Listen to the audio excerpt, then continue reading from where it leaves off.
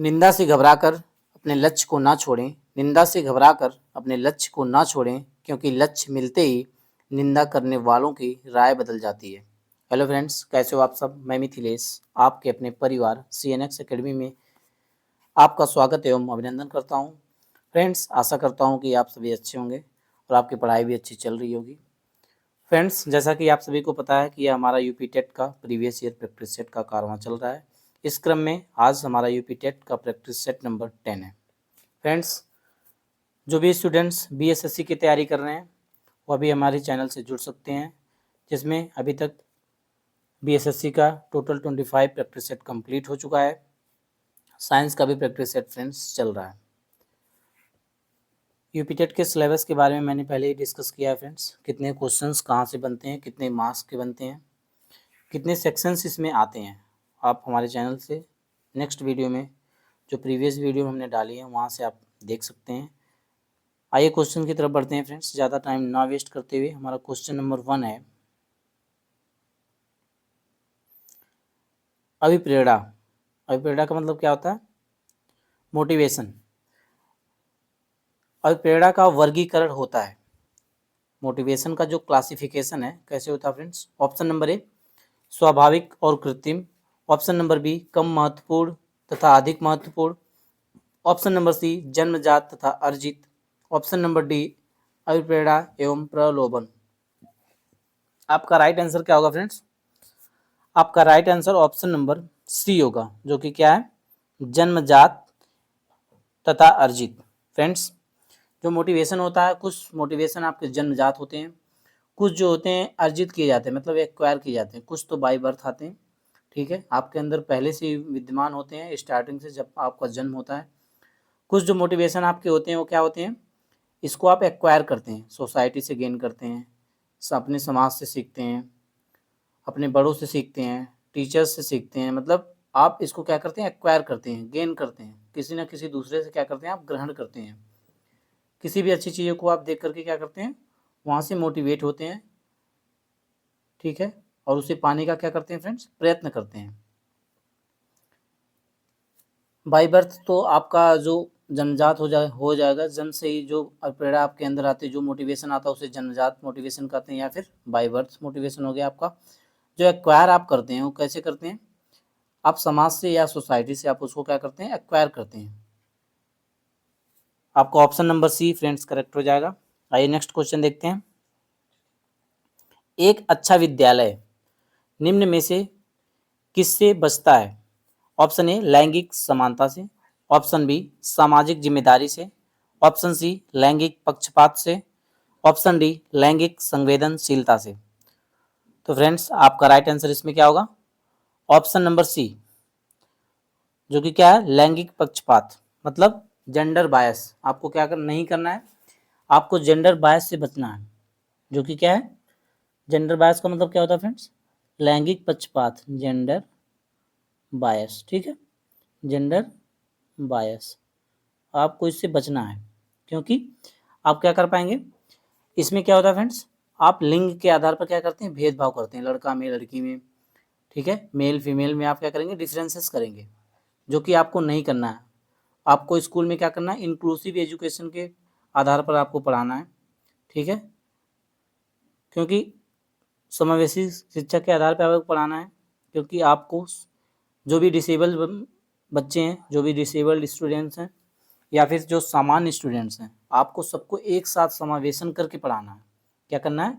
सबको इंक्लूड करके पढ़ाना, ना कि एक्सक्लूड करके। तभी आप एक दूसरे का क्या कर पाएंगे फ्रेंड्स? विकास अच्छे से कर पाएंगे। तो अच्छा क्या क्या माना जाता है? लैंगिक समानता। आप समानता की दृष्टि से देखेंगे। सामाजिक हिस्सेदारी सबको करेंगे, चाहे वह बच्चा क्या हो? डिसेबल्ड हो, ठीक है, या फिर क्या हो? लैंगिक संवेदनशीलता से हो। ये सब चीज़ें आप क्या करेंगे? सबको इंक्लूड करेंगे, एक साथ सबको देख करके आप उसको पढ़ाएंगे। जो लैंगिक पक्षता या फिर लैंगिक पक्षपात है फ्रेंड्स, इसको इंग्लिश में क्या बोलते हैं? Gender bias. तो ये क्या होता है? निगेटिव होता है, ठीक है, आपको ऐसा व्यवहार नहीं करना है। फ्रेंड्स, वीडियो अच्छी लगे तो लाइक, शेयर और चैनल को सब्सक्राइब जरूर करें। इसे ज़्यादा से ज़्यादा अपने दोस्तों को शेयर करें फ्रेंड्स। जो भी प्रैक्टिस सेट या प्रीवियस ईयर क्वेश्चन पेपर देखना चाहते हैं, अपने तैयारी को सुचारू रूप से चलाना चाहते हैं और यह भी आकलन करना चाह रहे हैं कि हमारे कितने क्वेश्चन सही हो रहे हैं या फिर हमारी तैयारी कितनी मजबूत हो चुकी है, तो यहाँ से अपना आकलन कर सकते हैं। आइए नेक्स्ट क्वेश्चन देखते हैं। निम्न में से कौन सा मत अंतर्दृष्टि द्वारा सीखने की व्याख्या करता है? अंतर्दृष्टि का मतलब क्या होगा फ्रेंड्स? इनसाइट।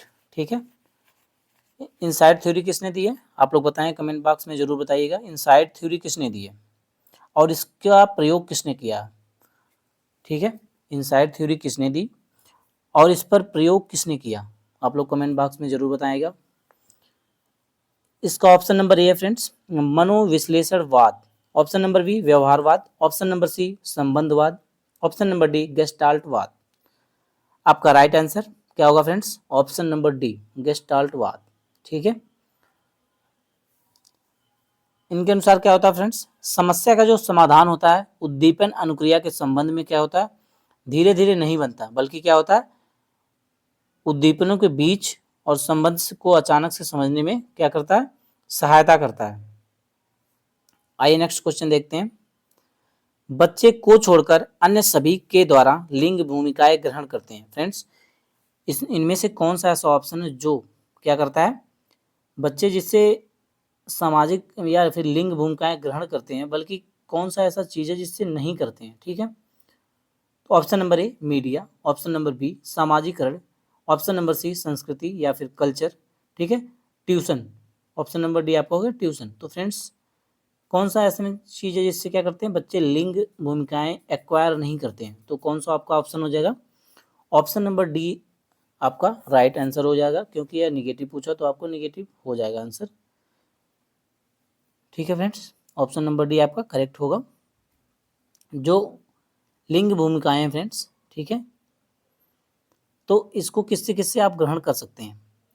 पहला तो आप सामाजिक अंतःक्रिया के द्वारा आप ग्रहण कर सकते हैं। सोशल इंटरेक्शन जो आप करते हैं, समाज में जो इंटरेक्ट होते हैं आप, उससे आप ग्रहण कर पाएंगे। इसमें क्या क्या आती हैं चीज़ें? जैसे कि हो गया क्या आपका मीडिया।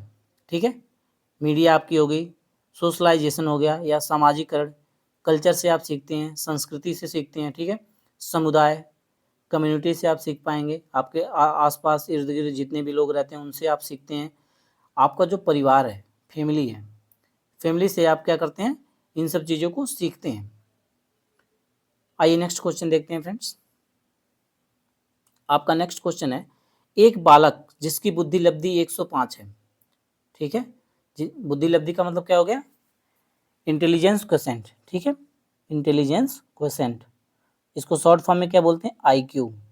ठीक, तो कोई एक बालक है फ्रेंड्स जिसका आईक्यू लेवल 105 है, तो आप उसे किस कैटेगरी में रखेंगे? ऑप्शन ए सामान्य से अधिक बुद्धि, ऑप्शन बी श्रेष्ठ बुद्धि, ऑप्शन सी सामान्य बुद्धि, ऑप्शन डी मंद बुद्धि। आपका राइट आंसर क्या होगा? आपका right answer friends option number C होगा। ठीक है, ऑप्शन नंबर सी आपका राइट आंसर होगा, जो कि सामान्य बुद्धि है। फ्रेंड्स, आईक्यू इंटेलिजेंस जो आईक्यू लेवल आपका है और इसकी जो कैटेगराइजेशन है, इसको मैंने शॉर्ट फॉर्म में भी डाले हुए हैं, तो आप वहाँ से जाके शॉर्ट वीडियो शॉर्ट सेक्शंस में जाके आप देख सकते हैं। इसका डिवीजन किस बेस पे कितना है, मतलब 71 से कम कितना, 70 से 80 कैसे है, 81 से 90 के अंतर्गत कौन आते हैं, 91 से जो 100 होते हैं या 110 होते हैं वो किस कैटेगरी में आते हैं। ठीक है, तो आप वहाँ से जाके देख सकते हैं।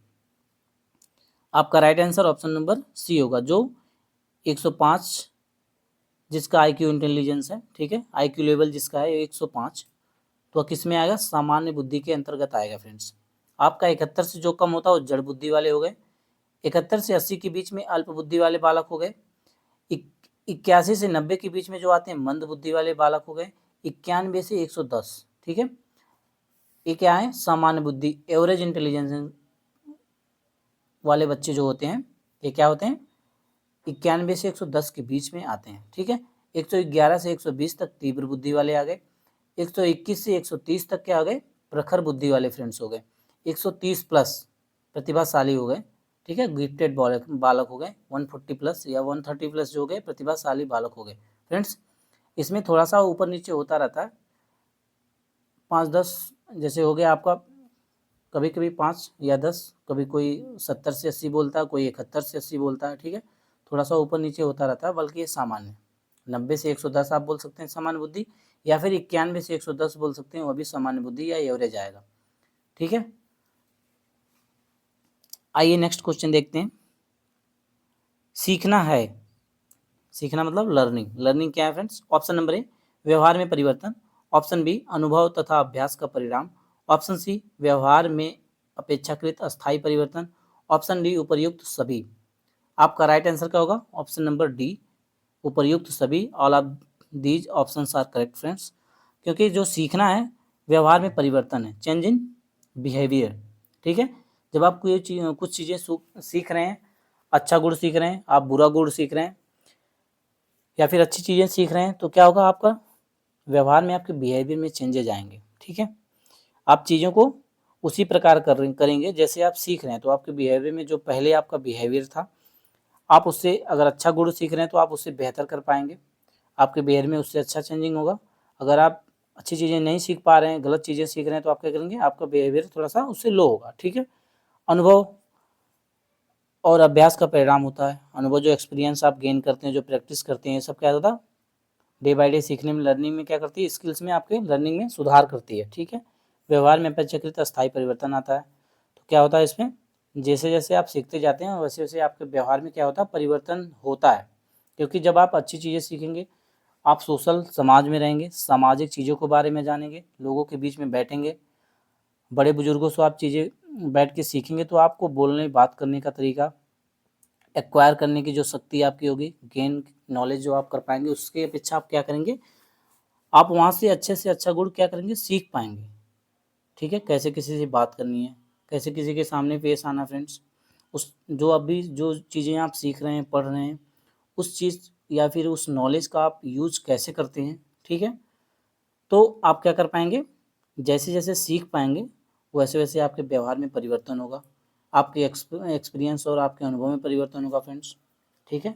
डे बाय डे आप में क्या होगा? इम्प्रूवमेंट होगा। आइए नेक्स्ट क्वेश्चन की तरफ बढ़ते हैं। ग्रंथियों के आधार पर व्यक्तित्व, व्यक्तित्व मतलब पर्सनालिटी, ठीक है, जो आपकी पर्सनालिटी है।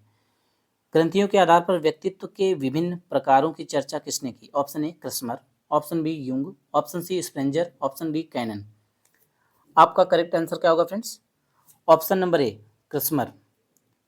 इन्होंने क्या की फ्रेंड्स? ग्रंथियों के आधार पर इन्होंने पर्सनालिटी का डिवीजन किया, मतलब पर्सनालिटी मतलब व्यक्तित्व का विभाजन किया, ठीक है। किसने किया? क्रस्मर ने किया। ग्रंथियों के आधार पर, या फिर बोल सकते हैं, या फिर दूसरा इसका क्या नाम है? शारीरिक रचना। शारीरिक रचना के अंतर्गत ही क्या आती है? ग्रंथि, ठीक है। कभी कभी आपका ग्रंथि के आधार पर देता है, तो कभी वहीं पे शारीरिक रचना के आधार पर भी दे सकता है फ्रेंड्स, तो आप दोनों याद रखें। कृष्ण ने किसके आधार पर डिवाइड किया पर्सनालिटी को? पहला आपका आप कह सकते हैं शारीरिक रचना, या फिर ग्रंथि के आधार पर इन्होंने पर्सनालिटी का डिवीजन किया। कितने भागों में किया? 3 भागों में किया। पहला हो गया आपका लंबकाय, दूसरा सुडौलकाय, तीसरा आपका हो गया गोलकाय, ठीक है।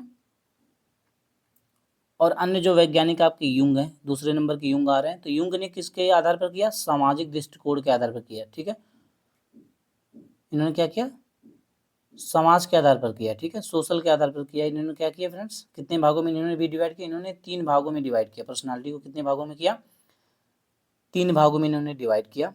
पहला हो गया आपका अंतर्मुखी, दूसरा बहिर्मुखी, तीसरा आपका हो गया उभयमुखी, ठीक है। अब आपके आते हैं स्प्रेंजर। अब इन्होंने कितने भागों में पर्सनालिटी का डिवीजन किया? आप लोग इसे याद रखें, बहुत ही मोस्ट इंपॉर्टेंट है, किसी एक से आपका क्वेश्चन बन सकता है, ठीक है। तो स्प्रेंजर साहब ने जो पर्सनालिटी को कितने भागों में डिवाइड किया फ्रेंड्स? तो इन्होंने क्या किया? स्प्रेंजर ने, इन्होंने मूल्यों के आधार पर पर्सनालिटी का डिवीजन किया। कितने भागों में किया फ्रेंड्स? 6 भागों में किया।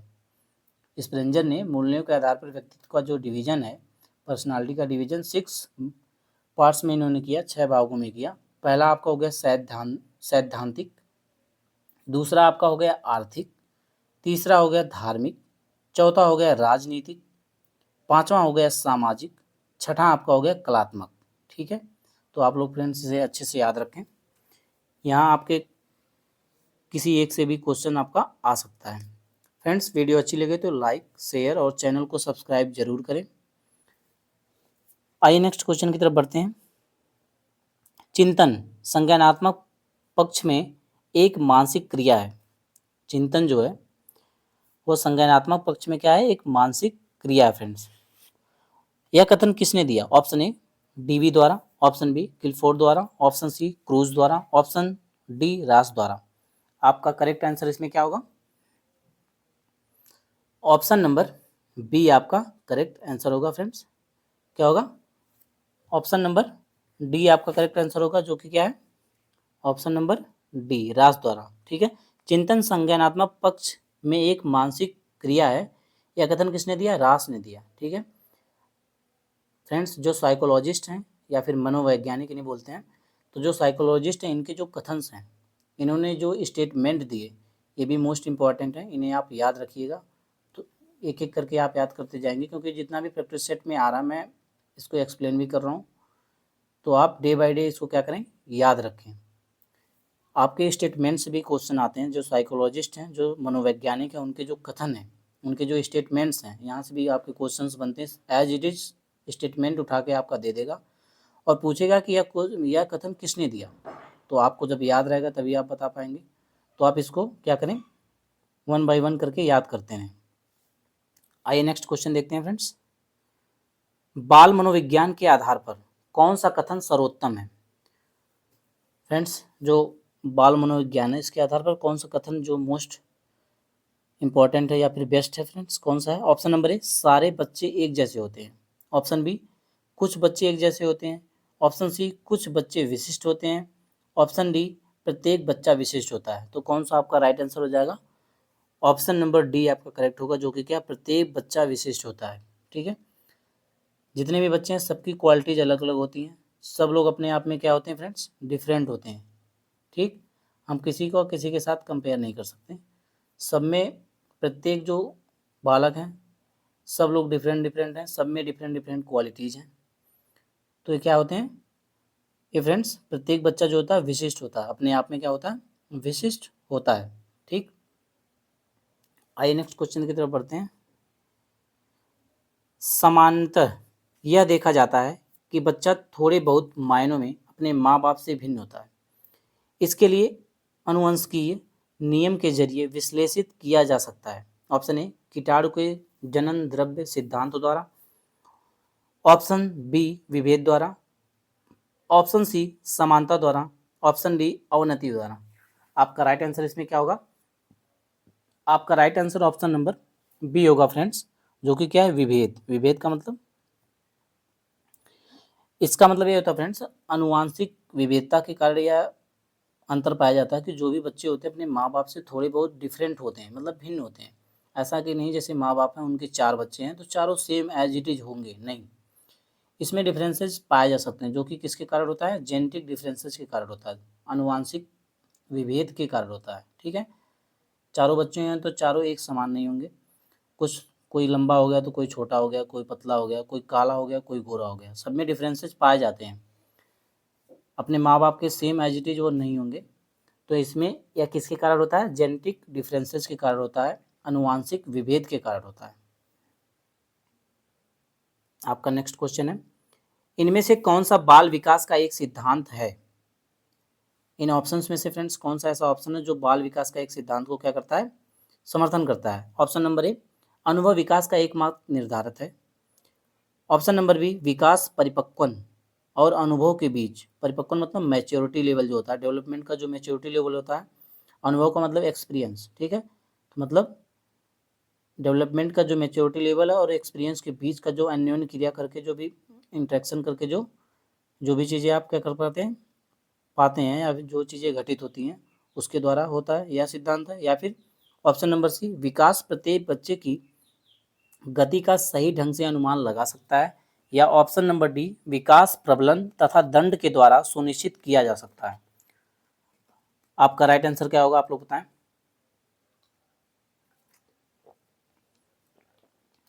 फ्रेंड्स, आपका right answer option number B होगा। क्या होगा? ऑप्शन नंबर बी, जो कि क्या है, विकास परिपक्वन तथा अनुभव के बीच अन्योन्य क्रिया की वजह से घटित होता है। ठीक है फ्रेंड्स, यह क्या होता है, मैच्योरिटी और एक्सपीरियंस के बीच क्या होता है, अन्योन्य क्रिया करके क्या होता है फ्रेंड्स, घटित होता है। आइए नेक्स्ट क्वेश्चन की तरफ बढ़ते हैं। जेंडर, जेंडर क्या है? अभी प्रीवियस क्लास में मैंने डिस्कशन किया था कि जेंडर और sex both are different things. आपका जो जेंडर है और जो लिंग है, दोनों चीज़ें डिफरेंस हैं, दोनों क्या है फ्रेंड्स, डिफरेंट हैं, भिन्न भिन्न हैं। तो आइए देखते हैं। ऑप्शन नंबर ए, जेंडर क्या है? ऑप्शन नंबर ए, एक मनोवैज्ञानिक सत्ता है। ऑप्शन बी, एक सामाजिक संरचना है। ऑप्शन नंबर सी, एक आर्थिक अवधारणा है। ऑप्शन नंबर डी, एक जैविक निर्धारक है। तो फ्रेंड्स आप बताएं जेंडर जो है क्या है?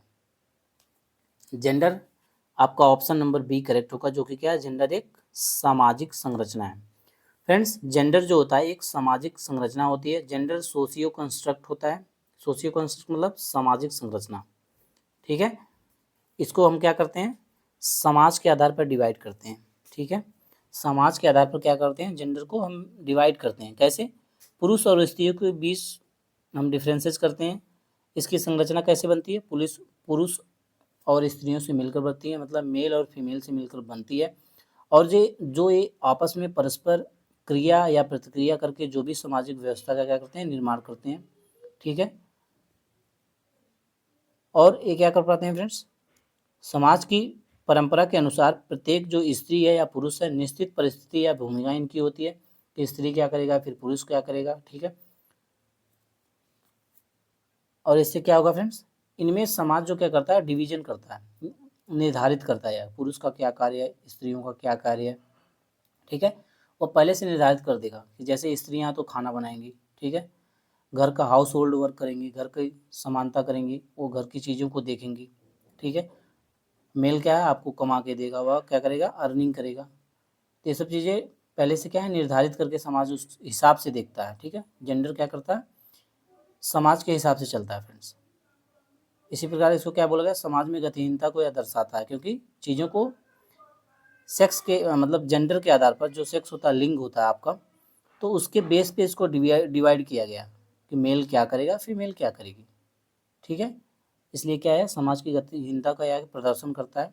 आपका सेक्स क्या हो गया, बायोलॉजिकल कंस्ट्रक्ट है। ठीक है, यह क्या है, यह आपका बना बनाया हुआ आता है, इसको आप चेंज नहीं कर सकते फ्रेंड्स। जो मेल है तो मेल है, जो फीमेल है तो फीमेल है। यह क्या हो गया, आपका बायोलॉजिकल कंस्ट्रक्ट हो गया। आइए नेक्स्ट क्वेश्चन देखते हैं। कौशल सीखने की पहली अवस्था है। ऑप्शन ए यथार्थता, ऑप्शन बी कल्पनाशीलता, ऑप्शन सी समन्वय, ऑप्शन डी अनुकरण। आपका करेक्ट आंसर क्या होगा? आपका correct answer option number D होगा, जो कि क्या है, अनुकरण। कौशल सीखने की पहली जो स्टेज है, पहली अवस्था है फ्रेंड्स, क्या है, अनुकरण, कॉपी करना। आप किसी चीज़ को सीखना चाह रहे हैं तो क्या करेंगे आप, अगर कोई भी स्किल्स, कौशल मतलब स्किल, किसी भी स्किल को आप सीखना चाहते हो, पहले आप क्या करेंगे, उसको देखेंगे, देखने के बाद आप क्या करेंगे फ्रेंड्स, कॉपी करेंगे, अनुकरण करेंगे। ठीक है, तो जो स्किल्स आपकी हो गई, उसको लर्निंग आप कर रहे हैं, किसी कौशल को आप सीख रहे हैं, तो उसका पहला स्टेज क्या हो गया, आप अनुकरण करेंगे, उसे देखेंगे और उसको कॉपी करेंगे। इस प्रकार आपका right answer option number D होगा। नेक्स्ट क्वेश्चन है, प्रोफेसर जीन पियाजे के अनुसार 0 से 14 वर्ष आयु वर्ग के बालक का मानसिक विकास 4 अवस्थाओं में होता है। इनमें से 7 से 14 वर्ष आयु वर्ग के विकास अवस्था को क्या कहते हैं? ऑप्शन ए संवेदनात्मक बुद्धि विकास अवस्था, ऑप्शन बी पूर्ण संकार्य अवस्था, ऑप्शन सी संकार्य अवस्था, ऑप्शन डी उपर्युक्त में से कोई नहीं। ठीक है, तो फ्रेंड्स आपका करेक्ट आंसर इसमें क्या होगा, ऑप्शन नंबर डी आपका करेक्ट आंसर होगा, जो कि क्या, उपर्युक्त में से कोई नहीं, मतलब नन ऑफ दिस, इनमें से कोई भी ऑप्शन आपका करेक्ट नहीं दिया हुआ। फ्रेंड्स जो जीन पियाजे हैं, इसको मैंने कई बार मल्टीपल टाइम्स मैंने बताया भी है, निमोनिक्स के द्वारा इसको याद भी कराया, इनके स्टेजेस को, जो कि इंटेलेक्चुअल डेवलपमेंट के आधार पर इन्होंने दिया, बौद्धिक विकास के 4 चरणों के बारे में इन्होंने बताया है। तो जो न्यूमोनिक्स क्या है फ्रेंड्स, SPCF, न्यूमोनिक्स मतलब याद करने के तरीके, ट्रिक्स। ठीक है, SPCF, ठीक, एस फॉर सेंसरी मोटर मतलब संवेगात्मक अवस्था, pre for pre operational stage, पूर्व संवेगात्मक अवस्था, option number C concrete operational मूर्त संक्रियात्मक अवस्था, ऑप्शन नंबर डी या फॉर्मल ऑपरेशनल स्टेज, ठीक है, औपचारिक संक्रियात्मक अवस्था। तो जो आपको पहली स्टेज हो गई फ्रेंड्स सेंसरी मोटर, वो 0 से 2 वर्ष, प्री ऑपरेशनल आपकी हो गई 2 से 7 वर्ष, कंक्रीट ऑपरेशनल आपकी हो गई 7 से 11 वर्ष, फॉर्मल ऑपरेशनल आपकी हो गई 11 से 15 वर्ष तक, कहीं कहीं 11 से 16 वर्ष भी देता है फ्रेंड्स, ठीक है। तो आइए नेक्स्ट क्वेश्चन की तरफ बढ़ते हैं। शैशवावस्था के लिए उत्तम शिक्षण विधि है, ऑप्शन ए मंटेसरी विधि, ऑप्शन बी खेल विधि, ऑप्शन सी किंडरगार्टन विधि, ऑप्शन डी ए सभी। आपका right answer option number D होगा, जो कि क्या है ए सभी, मतलब all of these options are correct. शैशवावस्था जो होती है आपकी, इसमें मॉन्टेसरी विधि भी इंपॉर्टेंट होती है, खेल विधि बच्चा खेल खेल में भी सीखता है, किंडरगार्टन विधि इसका मतलब ये हो गया कि बच्चे को किसी किसी गार्डन या बगीचे में ले जाकर उसको लर्निंग कराएंगे, आप चीज़ों को देखेगा बच्चा, उसको प्रैक्टिकल करके चीज़ों को सीखेगा, उसमें घूमते खेलते क्या कर पाएगा, चीज़ों को सीख पाएगा। तो यह इंपॉर्टेंट माना जाता है शैशवावस्था के लिए। आइए नेक्स्ट क्वेश्चन देखते हैं। ब्लूम के वर्गीकरण के आधार पर उद्देश्य आधारित प्रश्नों के निर्माण में कौन सा विकल्प असंगत है, ऑप्शन ए अनुप्रयोग, ऑप्शन बी विश्लेषण, ऑप्शन सी आत्मानुभूति, ऑप्शन डी मूल्यांकन मतलब इवोल्युएशन। तो आपका राइट आंसर क्या होगा फ्रेंड्स, आपका right answer option number C होगा। क्या होगा, ऑप्शन नंबर सी, जो कि असंगत है, ठीक। ब्लूम के आधार पर फ्रेंड्स उद्देश्य आधारित प्रश्नों के निर्माण के निम्नलिखित कौन कौन से घटक हो सकते हैं। ब्लूम के अनुसार घटक कौन कौन से हैं उद्देश्य के, तो इसके पहला हो गया आपका ज्ञान, दूसरा हो गया समझ, तीसरा हो गया विश्लेषण, चौथा हो गया मूल्यांकन, पांचवा आपका हो गया प्रश्नानुप्रयोग, छठा आपका हो गया संश्लेषण मतलब सिंथेसिस, ठीक है। ब्लूम ने क्या किया, उद्देश्य के आधार पर प्रश्नों के निर्माण के निम्न घटक बताए। कितने घटक बताए, 6 घटक बताए। ज्ञान, समझ, विश्लेषण, मूल्यांकन, प्रश्नानुप्रयोग, संश्लेषण। फ्रेंड्स वीडियो अच्छी लगे तो लाइक शेयर और चैनल को सब्सक्राइब जरूर करें, और आप लोग अपना खुद पेपर का एनालिसिस करते भी रहें कि आपके कितने क्वेश्चंस इसमें सही बन रहे हैं, कितने आप सही कर पा रहे हैं। आइए नेक्स्ट क्वेश्चन देखते हैं। शिक्षण हेतु मानसिक उद्वेलन प्रतिमान का प्रयोग निम्न में से किसके सुधार हेतु किया जाता है। मानसिक उद्वेलन का मतलब क्या होगा, ब्रेन मेंटल स्टॉर्मिंग मतलब, या फिर ब्रेन स्टॉर्मिंग, ठीक है। इससे क्या होता है फ्रेंड्स, ब्रेन स्टॉर्मिंग क्या होती है, ब्रेन स्टॉर्मिंग में आप कोई भी किसी कार्य को करने जा रहे हैं तो उसके पहले आप जो भी प्लान करते हैं, ठीक है, आपको किसी चीज़ों की तैयारी कर रहे हैं, आप भावी शिक्षक बनने वाले हैं, जैसा कि सीटेट का एग्ज़ाम आने वाला है फ्रेंड्स, सुपर टेट भी आएगा आपका, तो जो भी आप प्लान कर रहे हैं, आप टीचिंग एग्ज़ाम की तैयारी कर रहे हैं, तो उसके लिए आप क्या क्या स्ट्रेटजीज बनाएंगे कि एग्ज़ाम को आप अच्छे से क्वालिफाई कर जाएं, आप कितने प्रैक्टिस सेट लगाएंगे, कहाँ कहाँ से चूज करेंगे, आप ये भी देखेंगे फ्रेंड्स कौन सा टीचर या फिर कौन सा चैनल आपको बेस्ट प्रीवियस ईयर आपको प्रोवाइड कर रहा है, जहाँ पे आपके अलग अलग टाइप के अलग अलग जो जितने भी आपके पब्लिकेशंस हैं एक साथ आपको मिल रहे हैं कि आप ज़्यादा से ज़्यादा मोर प्रैक्टिस आप कर पाएँ। तो क्या करेंगे, आप इसको चूज करेंगे, सेलेक्ट करेंगे कहाँ से कितने क्वेश्चन पढ़ने हैं, कौन सी क्लासेस लेनी है फ्रेंड्स, कितने घंटे आपको पढ़ने पड़ेंगे। तो क्या होगा, आपके मानसिक उद्वेलन होगा, मतलब आप अपने दिमाग में क्या करेंगे, चीज़ों को रन करेंगे, दौड़ाएंगे कि आप क्या क्या कर पा रहे हैं, मतलब कैसे कैसे आप प्लान करेंगे, इसको बोलते हैं ब्रेन स्टॉर्मिंग, ठीक। तो आपका करेक्ट आंसर क्या होगा, ऑप्शन नंबर ए समस्या समाधान, ऑप्शन बी समझ, ऑप्शन नंबर सी सृजनात्मकता, ऑप्शन नंबर डी अनुप्रयोग। आपका correct answer option number C होगा, जो कि क्या, सृजनात्मकता। ब्रेन स्टॉर्मिंग जो क्या करता है फ्रेंड्स, सृजनात्मकता को जन्म देता है, क्योंकि आप चीज़ों को डाइवर्जेंट थिंकिंग आप कर पाते हैं। इसमें क्या करते हैं, अनेक तरीकों में मल्टीपल वेज में आप सोच पाते हैं, समझ पाते हैं, ठीक है। तो ये क्या करता है, क्रिएटिविटी को जन्म देता है, सृजनात्मकता को जन्म देता है, क्योंकि आप नई नई चीज़ों को के बारे में क्या कर पा रहे हैं फ्रेंड्स, सोच पा रहे हैं। ब्रेन स्टॉर्मिंग जो होता है क्या होता है, पॉजिटिव माना जाता है। आइए नेक्स्ट क्वेश्चन देखते हैं। शिक्षण प्रक्रिया में निम्नलिखित में से किसका भली प्रकार ध्यान रखना चाहिए। ऑप्शन ए विद्यार्थियों की सक्रिय सहभागिता, ऑप्शन बी विषय वस्तु का कठिनाई स्तर, ऑप्शन सी अनुशासन और नियमित उपस्थिति, ऑप्शन नंबर डी गृह कार्य की जांच, विकार की जांच से लगन। आपका करेक्ट आंसर क्या होगा इसमें फ्रेंड्स? ऑप्शन नंबर ए आपका करेक्ट आंसर होगा। विद्यार्थियों की सक्रिय सहभागिता, मतलब शिक्षण प्रक्रिया में आप अगर भली बात ध्यान दे रहे हैं तो कैसे करेंगे आप? जब स्टूडेंट की सक्रिय सहभागिता होगी, एक्टिव पार्टिसिपेशन होगा। आप किसी क्लासेस को ले रहे हैं, सपोज आप एक भावी टीचर हैं, आप भविष्य में टीचर बन रहे हैं फ्रेंड्स, तो आप क्या कर पाएंगे? जब क्लासेस में स्टूडेंट्स को पढ़ाएंगे तो आप कैसे सबका ध्यान इंटरेक्ट एक तरफ कर पाएंगे, क्योंकि जितने भी स्टूडेंट होते हैं सबका आईक्यू लेवल तो सेम होता नहीं, सभी लोग एक जैसे पाए नहीं जाएंगे, सब लोग डिफरेंट डिफरेंट होंगे। तो आपको सबको एक साथ समावेशन करके पढ़ाना है। क्या करना है? इंक्लूड करना है, इंक्लूसिव एजुकेशन आपको देनी है। सबका इंटरेक्शन एक साथ और इंटरेस्ट बना रहे, तो आप इसके लिए क्या करेंगे? सबको एक्टिव रखेंगे, प्रश्न वगैरह पूछते रहेंगे, बीच बीच में उनसे क्या करेंगे? प्रश्न वगैरह पूछते रहेंगे, आपने क्या पढ़ा या फिर मैं कहाँ पढ़ा रहा हूँ, किस टाइप के क्वेश्चन आप उसमें हंसी मजाक भी कर सकते हैं। उसके साथ उसको क्या करना है? बच्चों को क्या करना पड़ेगा फ्रेंड्स? टीचिंग के साथ साथ एक्टिव रखना पड़ेगा, क्योंकि जब बच्चे एक्टिव होंगे तभी चीज़ों को क्या कर पाएंगे? गेन कर पाएंगे, प्राप्त कर पाएंगे। आइए नेक्स्ट क्वेश्चन देखते हैं। विवेचनात्मक शिक्षण शास्त्र का यह दृढ़ विश्वास है कि ऑप्शन नंबर ए, बच्चे स्कूल से बाहर क्या सीखते हैं यह अप्रासंगिक है। ऑप्शन नंबर बी, शिक्षार्थियों को स्वतंत्र रूप से तर्क नहीं करनी चाहिए। ऑप्शन नंबर सी, विद्यार्थियों के अनुभव एवं प्रत्यक्ष महत्वपूर्ण होते हैं। ऑप्शन नंबर डी, एक शिक्षक को हमेशा कक्षा कक्ष के अनुदेशन का नेतृत्व करना चाहिए। आपका right answer option number C होगा, जो कि क्या फ्रेंड्स? विद्यार्थियों के अनुभव और प्रत्यक्ष महत्वपूर्ण होते हैं। आइए नेक्स्ट क्वेश्चन देखते हैं फ्रेंड्स। संवेगात्मक विकास मतलब इमोशनल डेवलपमेंट। संवेगात्मक विकास को प्रभावित करने वाले कारक, इमोशनल डेवलपमेंट को अफेक्ट करने वाले कौन कौन से फैक्टर हैं फ्रेंड्स? ऑप्शन नंबर ए, शारीरिक स्वास्थ्य। ऑप्शन नंबर बी, मानसिक योग्यता। ऑप्शन नंबर सी, थकान। ऑप्शन नंबर डी, उपर्युक्त सभी।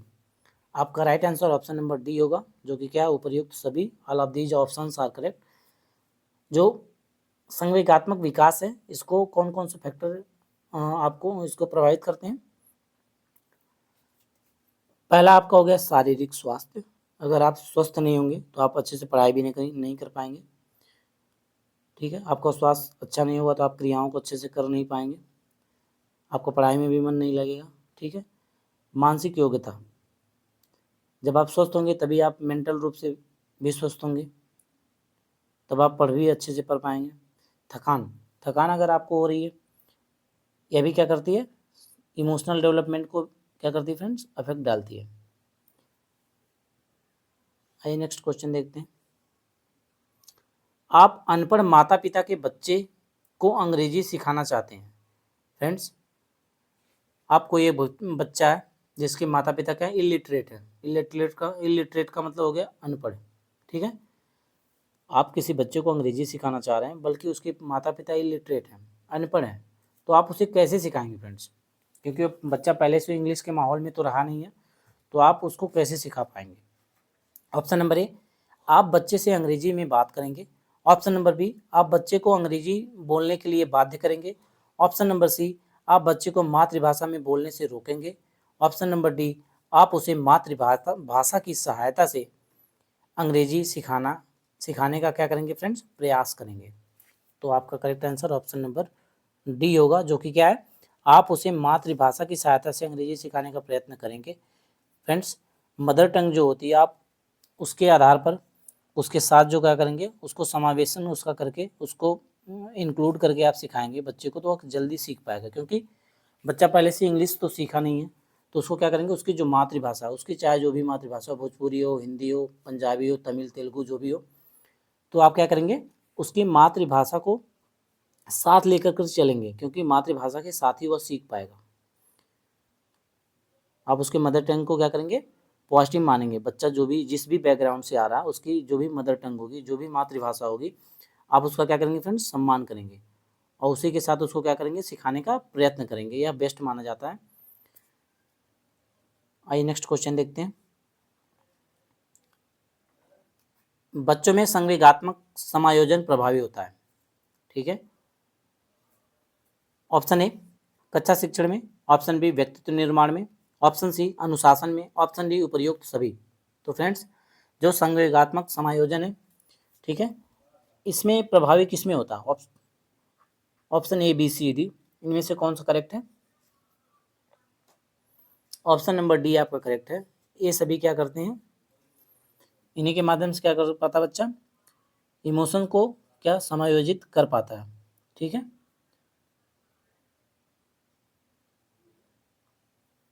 संवेगात्मक समायोजन में बच्चे क्या करते हैं, व्यक्तित्व निर्माण में, ठीक है, कक्षा शिक्षण में, अनुशासन जैसे गुणों का क्या करते हैं, परिणाम स्वरूप उसके क्या करते हैं, उत्पन्न इसमें कर पाते हैं। क्योंकि बच्चे जब क्या होंगे, अपने व्यक्तित्व के निर्माण में क्या कर पाएंगे, कक्षा शिक्षण में या करेंगे, अनुशासन के अंतर्गत रहेंगे, अच्छे से पढ़ाई करेंगे फ्रेंड्स, तभी क्या कर पाएंगे, अपने इमोशंस का डेवलपमेंट अच्छे से इनका होगा। आइए नेक्स्ट क्वेश्चन देखते हैं। बुद्धि के बहुकारक सिद्धांत के प्रतिपादक, बुद्धि के बहुकारक सिद्धांत के प्रतिपादक कौन है? Option A Terman, option B McDougall, option C Thorndike, option D Burt. Option number C आपका करेक्ट आंसर होगा, जो कि क्या है, थॉर्नडाइक, ठीक है, बुद्धि के बहुकारक, ठीक है। तो आपके राइट आंसर आपका क्या हो जाएगा, ऑप्शन नंबर डी, जो कि क्या है, थॉर्नडाइक। फ्रेंड्स थॉर्नडाइक ने बुद्धि के बहुकारक, ठीक है, मल्टीपल फैक्टर इन्होंने क्या दी, थ्योरी दी, बहुकारक सिद्धांत में इन्होंने इसका प्रतिपादन किया, ठीक है। इसमें क्या होता है फ्रेंड्स, इसमें जो होता है अनेक तत्व पाए जाते हैं। जैसे क्या होता है, इसमें सामान्य तत्व के अलावा और भी अनेक तत्व पाए जाते हैं। जैसे कि क्या क्या हो गया आपका, आंकिक योग्यता, ठीक है, आपको अंकों का ज्ञान होना चाहिए, ठीक है, शाब्दिक योग्यता, शब्दों का ज्ञान होना चाहिए, ठीक है, और दिशा की योग्यता, स्मरण की शक्ति, याद करने की जो कैपेबिलिटी होती है, और दिशाओं की योग्यताओं का ज्ञान होता है, जैसे दिशाएं कितनी होती हैं, दिशाओं का भी ज्ञान आपको होना आवश्यक है। इन्होंने किसने बताया, थॉर्नडाइक ने फ्रेंड्स बताया कि जो सामान्य तत्व पाए जाते हैं, इसके अलावा और भी क्या होते हैं फ्रेंड्स, इसमें तत्व पाए जाते हैं। जैसे क्या हो गया, आंकिक योग्यता, शाब्दिक योग्यता, दिशा योग्यता, स्मरण शक्ति, स्मरण शक्ति मतलब लर्निंग कैपेबिलिटी जो आपकी होती है, मेमोरी, इसको कहते हैं फ्रेंड्स। आइए नेक्स्ट क्वेश्चन देखते हैं। पियाजे के अनुसार मूर्त संक्रियाओं का स्तर किस अवधि में घटित होता है? इसको मैंने मल्टीपल टाइम्स बताया फ्रेंड्स, इसको एक्सप्लेन भी किया, न्यूमेरिक्स के माध्यम से भी आपको एक्सप्लेन किया। तो आप लोग बताएं इसमें आपका करेक्ट आंसर क्या होगा। पियाजे के अनुसार मूर्त संक्रियाओं का स्तर किस अवधि में होता है? मूर्त संक्रिया मतलब कंक्रीट ऑपरेशनल स्टेज, ठीक। ऑप्शन नंबर ए 2 से 7 वर्ष, ऑप्शन नंबर बी 11 से 15 वर्ष, ऑप्शन नंबर सी 7 से 11 वर्ष, ऑप्शन नंबर डी जन्म से 2 वर्ष। आपका राइट आंसर क्या हो जाएगा? आपका राइट आंसर इसमें क्या हो जाएगा फ्रेंड्स? ऑप्शन नंबर सी आपका करेक्ट आंसर होगा, जो कि क्या है, 7 से 11 वर्ष क्या होती है, मूर्त संक्रियात्मक अवस्था होती है, जिसे क्या बोलते हैं, कंक्रीट ऑपरेशनल स्टेज, ठीक है। इसको एसपीसीएफ न्यूमेरिक के माध्यम से आपको मैंने याद कराया। एसपीसीएफ मतलब S for sensory motor stage, P for pre operational stage, S C for concrete operational stage, F for formal operational stage. Friends इसका नाम आप लोग इंग्लिश में ही याद करें, क्योंकि इंग्लिश में बेस्ट होता है। हिंदी में नाम हमेशा बदल के भी आ सकता है, बल्कि इंग्लिश का नाम आपका सेम रहेगा, जिससे आपको याद करने में आसानी होगी, और क्वेश्चंस आपके आएंगे तो आप उसे समझ भी पाएंगे। तो आप ज़्यादा बेहतर होगा कि आप इंग्लिश में ही नाम करें। पहला आपका हो गया सेंसरी मोटर स्टेज, जो जिसे क्या बोलते हैं, संवेगात्मक अवस्था बोलते हैं, जो कि 0 से 2 वर्ष होती है या फिर जन्म से 2 वर्ष होती है। दूसरा आपका हो गया प्री ऑपरेशनल स्टेज, मतलब पूर्व संक्रियात्मक अवस्था, जो कि 2 से 7 वर्ष होती है। तीसरा आपका हो गया कंक्रीट ऑपरेशनल स्टेज, जिसको बोलते हैं मूर्त संक्रियात्मक अवस्था, जो कि आपका पूछा भी हुआ, ये कहाँ से कहाँ तक हुई, 7 से 11 वर्ष हो गई। चौथा आपकी हो गया फ्रेंड्स फॉर्मल ऑपरेशनल स्टेज, जिसे हम बोलते हैं क्या, औपचारिक संक्रियात्मक अवस्था। यह आपकी कब से कब तक हो गई, 11 से 15 वर्ष या फिर 11 से 16 वर्ष, ठीक है। आइए नेक्स्ट क्वेश्चन देखते हैं। निम्न में से कौन सा सीखने की शैली का एक उदाहरण है? ऑप्शन ए संग्रहण, ऑप्शन बी तथ्यात्मक, ऑप्शन सी स्पर्श संबंधी, ऑप्शन डी चाक्षुष। आपका राइट आंसर हो जाएगा फ्रेंड्स ऑप्शन नंबर डी, चाक्षुष के माध्यम से क्या कर पाएंगे, आप सीख पाएंगे। ऑप्शन नंबर डी आपका करेक्ट आंसर होगा। आइए नेक्स्ट क्वेश्चन देखते हैं। वाक बाधित बच्चों का विकास किया जा सकता है, जो बच्चे बोल नहीं पा रहे हैं, वाक बाधित हैं, तो उनके डेवलपमेंट के लिए आप क्या कर सकते हैं, उनके बेहतर प्रदर्शन के लिए आप कैसे क्या कर पाएंगे फ्रेंड्स। ऑप्शन ए, कक्षा में अपने विचार को प्रदर्शित करने के लिए प्रोत्साहित करके। ऑप्शन बी, सही ध्वनि के उच्चारण के लिए सहायता करके। ऑप्शन सी, उनके द्वारा कथित गलतियों को सुनने में सहायता करके। ऑप्शन नंबर डी, मूल्यांकन के लिए विशेषज्ञ के पास भेजकर। आपका राइट आंसर हो जाएगा ऑप्शन नंबर बी, जो कि क्या है, सही ध्वनि उच्चारण के लिए सहायता करेंगे। उनमें जो बोल नहीं पा रहे हैं, सही से उच्चारण नहीं कर पा रहे हैं, उनको क्या करेंगे आप, उनके उच्चारण के लिए, उनके प्रोनाउंसिएशन के लिए आप क्या करेंगे, उनमें सहायता करेंगे। ठीक है, जैसे कोई बच्चा है, वह किसी शब्दों का सही से उच्चारण नहीं कर पा रहा, ठीक है, तो आप उस शब्द को आप बोल के उसे सिखाएंगे, धीरे धीरे आप खुद बोलेंगे, ताकि उन चीज़ों को एक एक शब्द का क्या कर पाए, विश्लेषण करके उसको सीख पाए। ठीक है, कि वो बच्चा कहाँ पे मिस कर रहा है, किस वर्ड को आप वो अच्छे से नहीं बोल पा रहा है, आप उसे अच्छे से सिखाएंगे, तो आप सही ध्वनि के उच्चारण के माध्यम से उसकी सहायता करेंगे। आपका right answer option number B होगा फ्रेंड्स। आइए नेक्स्ट क्वेश्चन देखते हैं। निम्न में से कौन सी शब्दावली प्रायः अभिप्रेरणा के साथ अंत बदलाव के साथ इस्तेमाल की जाती है। ऑप्शन ए, संवेग, संवेग का मतलब इमोशंस। ऑप्शन नंबर बी, आवश्यकता मतलब नीड। ऑप्शन नंबर सी, उत्प्रेरणा। ऑप्शन नंबर डी, पुरस्कार, या फिर प्रेरक, कैटालिस्ट जो होता है आपका, जो आप अवार्ड पाते हैं।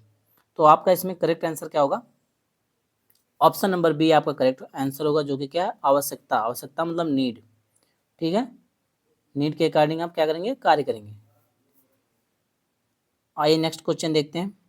प्रभावशाली शिक्षार्थियों को से जुड़े प्रश्नों पर अधिक समय देने के लिए कहा जाता है। फ्रेंड्स, जो प्रभावशाली प्रतिभाशाली बच्चे हैं, जो गिफ्टेड स्टूडेंट्स हैं, उनके लिए किस पे ज़्यादा समय देने की आवश्यकता है। ऑप्शन ए, समझ। ऑप्शन बी, सृजन। ऑप्शन सी, विश्लेषण। ऑप्शन डी, स्मरण। आपका राइट आंसर क्या होगा, ऑप्शन नंबर बी होगा, जो कि क्या, सृजन।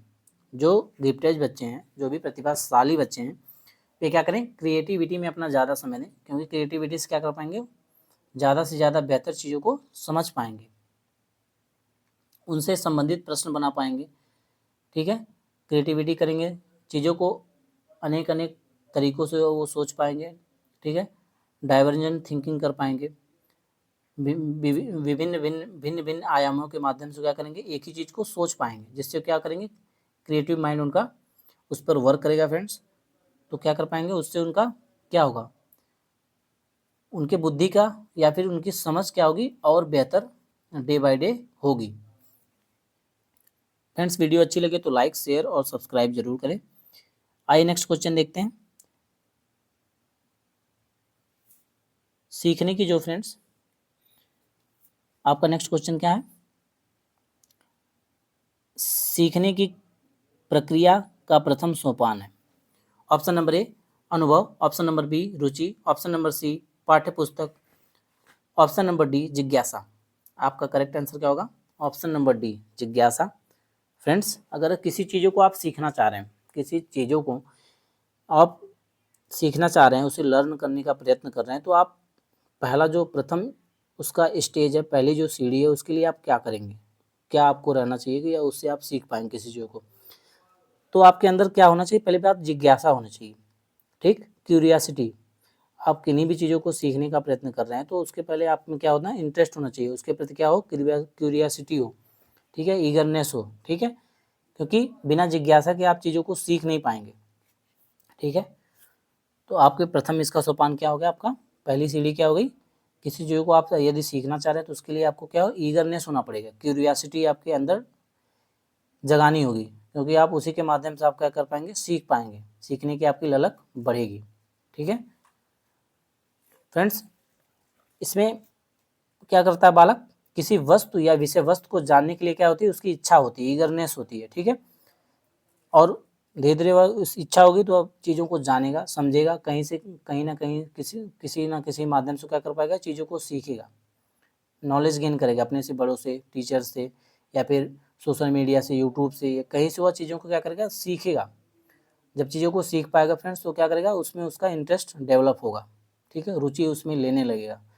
इस प्रकार क्या होगा, उसकी जो अधिगम प्रक्रिया है या फिर जो लर्निंग कैपेसिटी है, उसकी क्या होगी, अच्छी हो जाएगी। आइए नेक्स्ट क्वेश्चन देखते हैं। निम्न में से कौन सा शिक्षण का सूत्र नहीं है? टीचिंग का जो कौन सा इनमें इन ऑप्शन से में से कौन सा ऐसा ऑप्शन है जो क्या है टीचिंग का फार्मूला नहीं है फ्रेंड्स? ऑप्शन ए दृश्य से अदृश्य की ओर, ऑप्शन बी सरल से कठिन की ओर, ऑप्शन सी अनिश्चित से निश्चित की ओर, ऑप्शन डी निगमन से आगमन की ओर। आपका right answer option number D होगा, जो कि क्या है निगमन से आगमन की ओर। ये क्या है सीखने का सूत्र नहीं है फ्रेंड्स, शिक्षण का सूत्र नहीं है। अब जो ये शिक्षण का सूत्र है किसने दिया फ्रेंड्स? शिक्षण का सूत्र किसने दिया? हर्बर्ट स्पेंसर तथा कामेनियस ने दिया। किसने दिया? हर्बर्ट स्पेंसर तथा कामेनियस ने सीखने का सूत्रों का इन्होंने उल्लेख किया। ठीक है, क्या नाम है इनका? हर्बर्ट स्पेंसर और कामेनियस। ठीक है, तो सीखने के सूत्र कौन कौन से हैं आइए जान लेते हैं। सीखने के सूत्र कौन कौन से हो गए फ्रेंड्स? पहला तो आप सरल से कठिन की ओर बच्चों को ले जाएंगे ताकि बच्चे इसमें इंटरेस्ट लें। ज्ञात से अज्ञात की ओर ले जाएंगे। स्थूल से सूक्ष्म की ओर ले जाएंगे। पहले बड़ी चीज़ों के बारे में ज्ञान देंगे, उसके बाद छोटी चीज़ों के बारे में भी ज्ञान देंगे। पूर्ण से अंश की ओर ले जाएंगे। ठीक है, अनिश्चित से निश्चित की ओर ले जाएंगे। दृश्य से अदृश्य की ओर ले जाएंगे। विशिष्ट से सामान्य की ओर ले जाएंगे। विश्लेषण से संश्लेषण की ओर। नवा आपका हो गया क्या फ्रेंड्स? मनोवैज्ञानिक क्रम से तर्क संगत की ओर ले जाएंगे और अनुभव के माध्यम से बच्चों को सिखाएंगे। ठीक है, और जो नेचर है या प्रकृति है उसका क्या करेंगे? पालन करेंगे, अनुसरण करेंगे। फ्रेंड्स, इसी के साथ आज का क्लास एंड होता है फ्रेंड्स। मिलते हैं नेक्स्ट क्लास में नेक्स्ट वीडियो के साथ। वीडियो अच्छी लगे तो लाइक शेयर सब्सक्राइब जरूर करें friends. Thanks for watching this video.